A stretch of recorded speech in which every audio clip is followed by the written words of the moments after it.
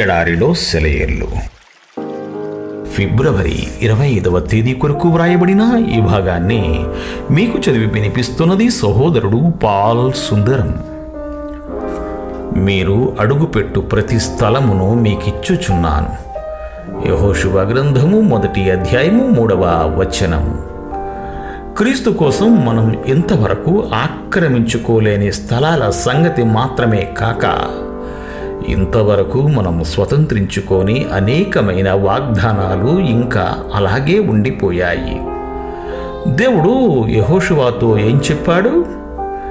మీ అడుగుపడే ప్రతి స్థలాన్ని నేను మీకిచ్చాను. అటు తర్వాత వాగ్దాన దేశాన్ని గురించిన వివరాలనిచ్చాడు. అదంతా వాళ్ళదే. కానీ ఒక్క షరతు, వాళ్ళు ఆ దేశమంతటా అటు నుంచి ఇటు చివరి దాకా తిరగాలి, తమ పాదాలతో దాన్ని కొలవాలి. అయితే 1/3 కంటే ఎక్కువ ప్రదేశాన్ని వాళ్ళు తిరిగి చూడలేదు. అందుకే 1/3 భాగమే వాళ్ళ స్వాధీనమయ్యింది. వాళ్ళు తమ పాదాలతో కొలిచి చూసినదే వాళ్ళకి దక్కింది. పేతురు రాసిన 2వ పత్రికలో మన కోసం తెరిచి ఉన్న వాగ్దత్త దేశం గురించి చదువుతాం.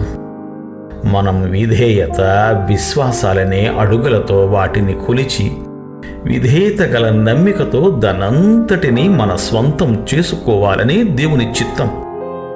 మనలో ఎంతమంది క్రీస్తు పేరిట దేవుని వాగ్దానాలను స్వాధీనం చేసుకున్నాము?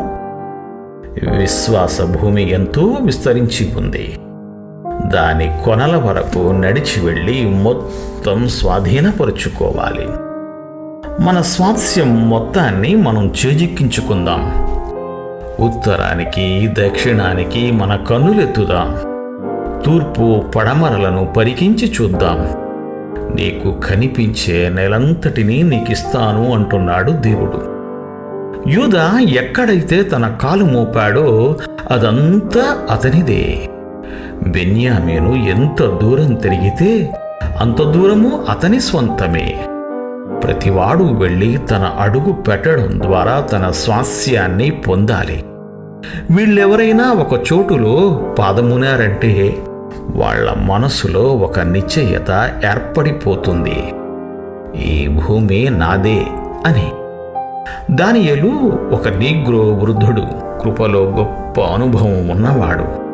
అతన్ని ఒకసారి ఎవరో అడిగారు, దానియేలు, మతంలో నీకు అంత సంతోషం, శాంతి ఎలా దొరుకుతున్నాయి అని.